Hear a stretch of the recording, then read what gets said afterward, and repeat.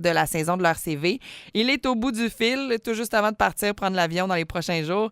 Auteur, chroniqueur bien sûr, avocat, Maître Bérard, Frédéric Bérard est au bout du Zoom. Salut Fred! Salut Pascal. Écoute, j'ai lancé le sujet qu'on va aborder ensemble d'une manière un peu marketing thing tantôt. Je t'explique pourquoi.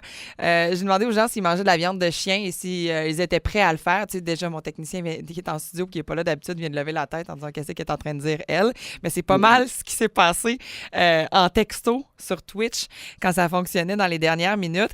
Puis, il y a même un auditeur qui a appelé pour dire hey, attends un peu, là, ça concerne-tu l'article qui est paru partout sur les réseaux sociaux en fin de semaine? Parce que je veux juste qu'on soit sûr que c'en est un satirique, vous savez que c'est pas vrai. Oui, on le sait. Mais effectivement, il y a quelque chose qui a tourné pas mal sur les réseaux sociaux en fin de semaine. Et c'est un article qui faisait une certaine promotion autour de la viande de chien, comme quoi on était dans des élevages de chiens pour justement en soutirer de la viande par la suite. Puis on le faisait de façon totalement candide dans l'article. Mais ça a été un coup, comment dire, un coup d'opinion, un coup de message important de la société. Et toi, tu l'as publié en fin de semaine, puis ça me fait réagir parce que je sais que toi, tu es végétarien, assumé. Oui, absolument, oui. Tu as même 2 cochons domestiques. Absolument. Deux chiens, deux cochons, deux chats. C'est une ménagerie chez moi. C'est propre, Frédéric, c'est ma première question. Mais je sais qu'on va pas aller là dans le sujet, mais Impeccable chez moi. ça reste que ta fille et toi, vous êtes 2 bons militants pour le végétarisme. Là, j'ai dit là, on fera pas choquer le monde, on fera pas une leçon d'éducation en ondes ensemble ce matin, mais t'en as long à dire sur le sujet, puis j'ai le goût qu'on le fasse malgré tout avec les auditeurs, parce que s'il y a une chose qui est intéressante dans cette heure-là, leur CV, c'est que les gens ont des trucs à dire, puis ils le font de manière respectueuse, mais on est dans le débat. Ben, écoute, oui, on peut débattre, il n'y a pas de problème, mais moi, je suis même pas dans le débat comme tel. Je fais juste expliquer. Moi, j'ai adopté Georges en décembre 2022 et j'ai adopté Albert en septembre 2023. Ce sont deux frères qui ont quelques mois de différence parce que, bon, les cochons se reproduisent assez rapidement. Et Georges et Albert, pour ceux qui ne savent pas, pèsent chacun 37 livres. Ce sont de petits cochons de rien. Ils ont l'intelligence d'un enfant de 4 ou 5 ans, essentiellement. Ça, c'est reconnu par la science. Pour toi qui se pose la question, est-ce que c'est propre chez moi? C'est impeccable. Parce que Georges et Albert, tu sauras donc, en l'espace de 24 heures, ont appris comment faire leur truc. C'est-à-dire sur un pipade à l'intérieur. C'est beaucoup plus intelligent qu'un chien, c'est beaucoup plus propre qu'un chien. C'est d'une sensibilité exceptionnelle, je te dirais. C'est parmi les animaux les plus intelligents. Et moi, bon, évidemment, ce sont mes petits, je te dirais. J'ai évidemment beaucoup, beaucoup d'affection pour eux. Et oui, je suis végétarien. J'étais végétarien déjà un petit peu avant ça, mais tout ça pour dire que moi, qu'est-ce que j'ai aimé dans cette espèce de parodie-là, parce que c'en est une. Oui, oui, on va lire quelques phrases, si tu me permets, Frédéric, pour mettre les gens en Donc, contexte. L'article commence avec de la ferme à l'assiette. Mettez la table avec le meilleur rôti de l'homme.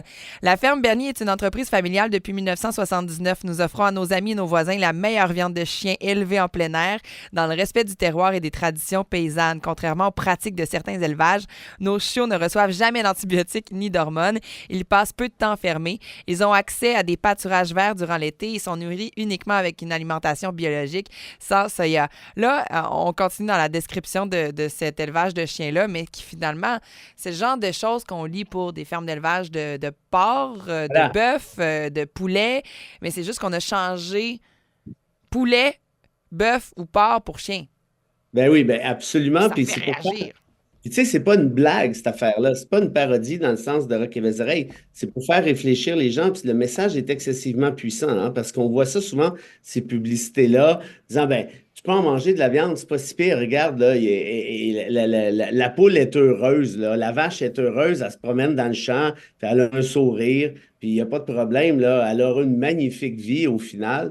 Alors, tout le monde sait que c'est de la frime, ça, parce que l'élevage industriel, puis ça, va falloir se le dire, hein, c'est l'une des causes principales, Pascal, pour le réchauffement climatique. Enlève Enlève ça, là, puis on ne serait pas dans le trouble qu'on est là. Il y a une étude qui vient de sortir en France. Si les Français mangeaient moitié moins de viande, pas qu'ils n'en mangent plus, là, juste moitié moins de viande, imagine, la France respecterait ses objectifs de GES en claquant des doigts. La viande, c'est pas bon pour la santé. La viande détruit la planète. Puis, ça, c'est mon petit volet à moi. C'est cruel parce que c'est pas de la viande que vous mangez, ce sont des animaux au Est-ce que tu final. en veux à ces gens-là, Frédéric, ou Ah. c'est vivre et laisser vivre? Ben, j'en veux pas, mais j'en veux pas, je vais te dire pourquoi. Parce que c'est une construction sociale. Tu sais, on est né dans un univers qui te dit mange du cochon, mange du poulet, mange du bœuf, mange. Puis Tu sais, ça a tu t'en vas. assuré notre survie depuis la nuit des temps, là. Ouais, depuis la nuit des temps, la réalité, par contre, c'est que ça fait déjà quelques décennies qu'on n'a plus besoin d'en manger parce qu'il y a toutes sortes d'alternatives. Écoute, j'en suis la preuve, j'en mange pas de viande. Puis on est plusieurs autres à le faire. Mais où je ne juge pas, c'est qu'il y a une construction sociale. Et on en parle. Et là, tu vois, j'ai des gens, des amis super intelligents qui lisent ces études-là, puis ils disent, ben oui, c'est vrai, c'est pas bon pour la santé. Ben oui, c'est vrai, ça détruit l'environnement. Ben oui, c'est vrai, c'est cruel. Mais on est tellement conditionné qu'on continue, hein. Quand on va, par exemple, dans une boucherie, ben, on ne voit pas l'animal, on voit juste le morceau de viande qu'on va faire cuire sur le... Bon. Et puis moi-même, ça m'a pris un certain temps avant de déclocher, là, passe-moi l'expression, parce qu'on est tellement conditionné que ça devient puissant. Pour le reste, euh, écoute, je ne sais pas trop comment dire ça, mais tu sais, si tu prends des exemples, oui, vive et laissez vivre, on peut le voir comme ça. Mais tu sais, quand Bolsonaro, quand il était président du Brésil, quand il a fait mettre le feu à l'Amazonie, hein, il y a 30% de l'Amazonie qui a brûlé sous Bolsonaro. Mais pourquoi il l'a fait brûler? C'est parce qu'il voulait construire des productions bovines. Il pouvait construire des hectares de production bovine, puis c'est ce qui est arrivé. Donc, ça pour dire que ce discours-là, je pense qu'il faut, puis c'est pour ça que je suis content qu'on en parle aujourd'hui, il faut donner le contrepoids de ça, puis je sais que ça ne se fera pas demain matin, mais il n'y a aucun avantage à manger de la viande, sauf de dire, ben moi, j'aime ça. Au final, là, à part nos papilles gustatives, qui par ailleurs, écoute, c'est tellement rendu stupide qu'en Floride, ils ont banni avec DeSantis, là, qui est un moyen moineau, il a fini par bannir, écoute bien ça, il a banni toute forme de substitut à la viande. Parce que là, aujourd'hui, ils sont capables de faire du bacon qui goûte la même maudite affaire que le bacon, mais c'est pas du vrai bacon. Ils sont capables de faire On s'est énormément développé, là, côté ben oui. alimentaire, mais ça reste que, oui, construction sociale, mais quelque chose aussi qui a, comme on disait, assuré la survie. Quand on regarde aussi tout ce qui est construction du tofu, en fait, parce que on appelle ça la construction, dans ce cas-ci, on le crée, là, le produit à partir de fèves et autres, mais ça prend aussi beaucoup d'énergie, ça prend beaucoup de ressources environnementales. Là, à ça, on se rapporte, c'est plutôt la vie d'un être humain. Puis à travers les dernières années, ça a énormément changé. Moi, je me rappelle un voyage en Tunisie que j'avais fait en 2009, puis c'est là où pendant 2 ans, j'ai été végétarienne par la suite parce qu'il n'y avait pas d'hypocrisie par rapport à ce qu'on mangeait. Là. Je Mm. me souviens là, d'arriver, puis dans la boucherie, la façon de me présenter, ce qu'ils ont à l'intérieur, c'est par les têtes des animaux. Oui. Puis c'est très dans ton visage. Puis je me rappelle, moi, ça m'avait chahuté pas mal au point où j'avais pas été capable de manger de viande pendant une semaine. J'étais revenue, j'avais fait 2 ans, puis après ça, de végétarisme. Puis après ça, ben, je suis retournée à manger de la viande. Puis c'est encore quelque chose que j'apprécie au goût. Au-delà de ça, ça fait toujours réagir, mais j'étais quand même dans cette portion en 2009 des gens Moi, je me souviens, là, mon père il pensait que je mangeais pas à ma faim. Là. J'arrivais à la maison, puis il me disait, hey, je t'ai fait du roast beef, je sais que t'aimes ça. Puis pour s'assurer qu'il y a peut-être un moment où je sois capable de manger, puis qu'il soit Ouais. certain que je m'alimente bien, c'était encore très marginal, même Ben, ça, en 2009. oui, puis c'est drôle que tu dises ça, l'affaire de ton voyage en Tunisie, parce que c'est tellement ça, hein. Je pense que c'est Laure Herdel qui avait écrit un livre qui s'appelait voir son steak comme un animal mort. La réalité, c'est que si tu dis je sais pas, 85-90% des gens, regarde, ça c'est ton souper, là, la chèvre, là, va la tuer, puis mets-la dans ton assiette. Il n'y a pas une chance que ça arrive. Mais comme on arrive à l'épicerie, puis c'est déjà tout emballé, puis on a vu ça toute notre vie. Quand je parle de construction sociale, c'est ça que je veux dire. Puis il se développe quoi à partir de la construction sociale? Il se développe de la dissonance cognitive. Ben, on dit, ben non, c'est juste, ça a toujours été comme ça. Mais tu sais, l'argument de ça a toujours été comme ça, il y a toujours eu de la violence conjugale. Et à ce que je sache, c'est pas acceptable pour autant non plus. En d'autres termes, c'est pas parce qu'il y a toujours quelque chose de toujours existé qu'il est nécessairement légitime. Puis l'autre affaire que j'ajouterais là-dessus, puis c'est important, je pense, de se le rappeler, c'est que quand on réfléchit à cette question-là, on peut se dire la chose suivante, à mon avis. Est-ce que j'en ai besoin? Est-ce que c'est nécessaire? Est-ce que j'ai essayé, par exemple, des alternatives? Je te donne un exemple. J'étais sur une terrasse samedi au Saint-Sacrement, tiens, pour pas le dire, à Montréal. Ils ont un burger, là, je te jure, végétarien, exceptionnel.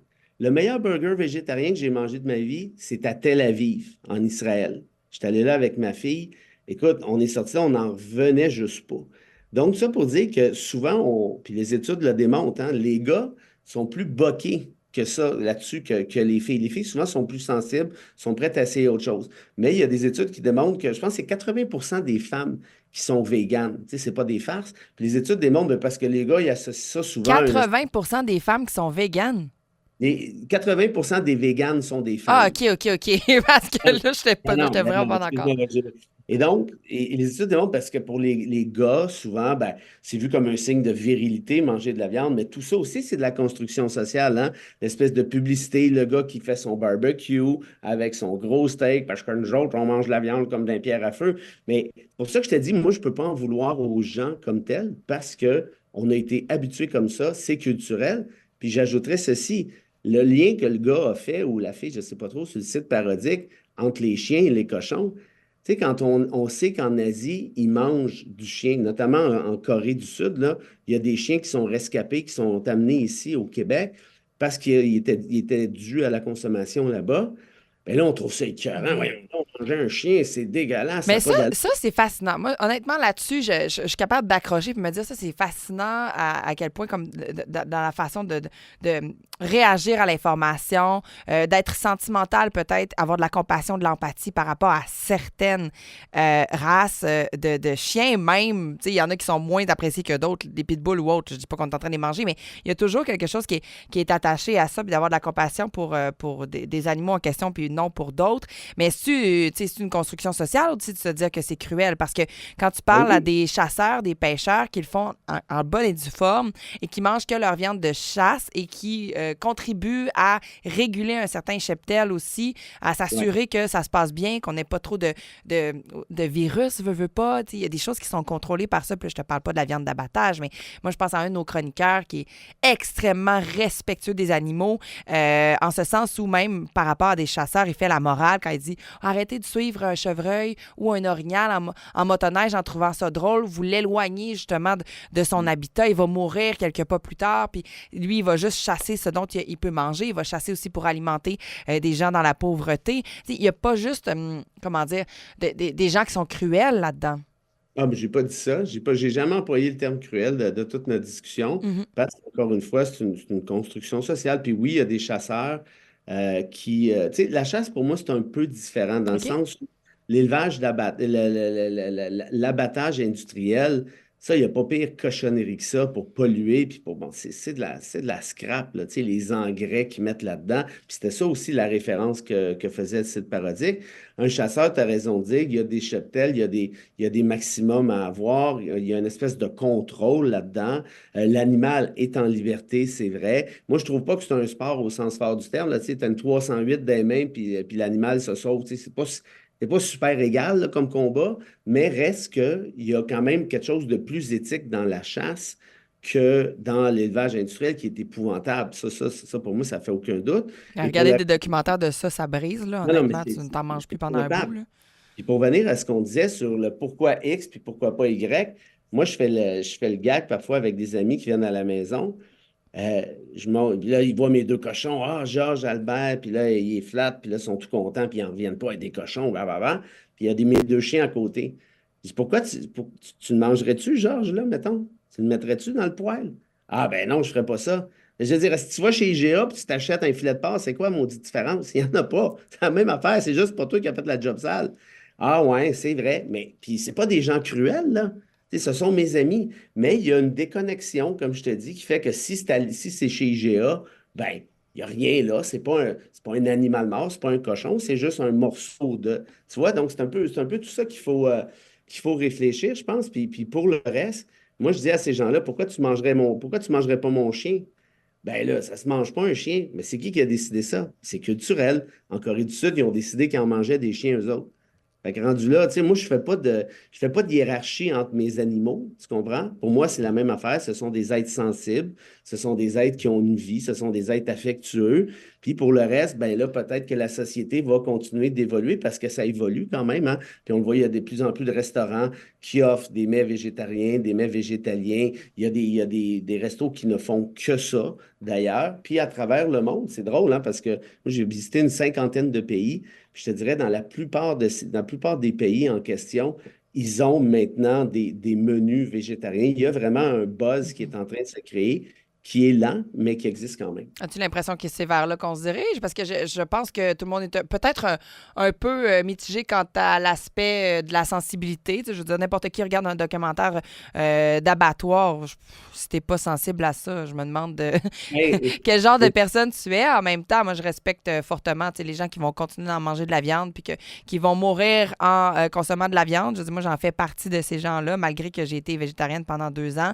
Oui, j'ai assurément diminué. Je consomme mieux maintenant. Aussi, je choisis ce que je vais consommer. Il y a cette construction-là qui est en train de se créer aussi dans la réflexion d'où, même si tu n'es pas au point où tu as arrêté. C'est une hypocrisie. Je sais que j'en vis à tous les jours. Là. Si tu me présentes comment dire, ton animal de compagnie qui est un porc, assurément, je ne voudrais pas manger de porc à c'est pas côté. un Là. porc, Tu ce sais, sont des un cochons. cochon, parce que porc, c'est la viande. Ah, mais mais tu oui, vois, je ne sais pas où les- est-ce que les auditeurs se situent par rapport à ça. Tu 88 971 1021 ou encore sur Twitch. Si on vous dit qu'il y a un élevage de chiens pour la viande, puis que ça s'en vient dans vos assiettes, mais que c'est un élevage qui est absolument, comment dire, propre au niveau environnemental, mais aussi extrêmement respectueux de la délicieux. bête, tu sais, jusqu'à le fait de l'abattre, c'est sûr que ça vous fait réagir, là. Le chien, il est délicieux. Écoute, c'est fantastique. Puis le chien est heureux dans son élevage. Là, c'est écrit dans la publicité. Moi, je te dis, Pascal, je te jure, j'ai fait le test avec je ne sais pas combien de gens. Il y en a plusieurs qui sont devenus végétariens, au moins en partie, après avoir rencontré mes cochons. Si tu passes la journée avec mes deux cochons, tu manges plus de porc après. Ça se peut pas. Dire, à moins qu'il y ait une déconnexion là, à quelque part. Merci beaucoup, Frédéric Bérard. Au moins, la discussion, là, puis elle a été respectueuse. C'est intéressant. On a parlé beaucoup plus de moralité puis de société, d'enjeux aussi par rapport à ça. Toi, tu es végétarien, puis tu as trouvé ça bien comique, l'article qui a été diffusé sur les réseaux sociaux puis un peu toutes les pages en fin de semaine. Ben, le message a été passé. Ça reste qu'on s'est questionné. C'est vrai. Pourquoi on ne mangerait pas de chien puis pourquoi on s'insurge quand on Ben mange voilà, d'autres mais c'est choses? ça le début, le Ouais. début de toute cette histoire-là, c'est ceci. Puis moi, j'invite les auditeurs, les auditrices juste à ça. J'ai pas fait la morale à personne, en tout cas, je pense pas. Mais tu Mais respectes tu aussi les gens qui n'ont pas les mêmes opinions faut et pratiques que seulement, toi. faut seulement s'ouvrir puis réfléchir à cette question éthique. Pourquoi je mangerais du cochon puis je mangerais pas du chien? Ah. Merci Frédéric Bérard pour cette dernière chronique. Continuez d'écrire. Est-ce que vous êtes en dichotomie avec vous-même par rapport à ça? Est-ce que vous vous situez où je me situe? Vous êtes comme Fred qui a tout coupé? Est-ce que vous êtes carnivore, fier de l'être? Mais si vous l'êtes, est-ce que vous posez des questions aussi? 88 971 101 encore sur Twitch. OK, Fred, on te laisse à ta période estivale. Merci beaucoup pour cette belle collaboration durant toute la saison de leur CV. Allez, salut bien. On te suit sur toutes tes plateformes. Frédéric Bérard qui va continuer quand même d'être très actif. Il a publié certains livres à travers les derniers mois, dernières années. Si ça vous tente de lire, je sais qu'il y en a qui l'ont découvert sur les ondes de Boulevard cette année. Puis, on va se reparler assurément, mon ami Frédéric. Bonne saison estivale. Merci, lunettes de soleil. Merci, Salut. lunettes de soleil. Salut, Fred.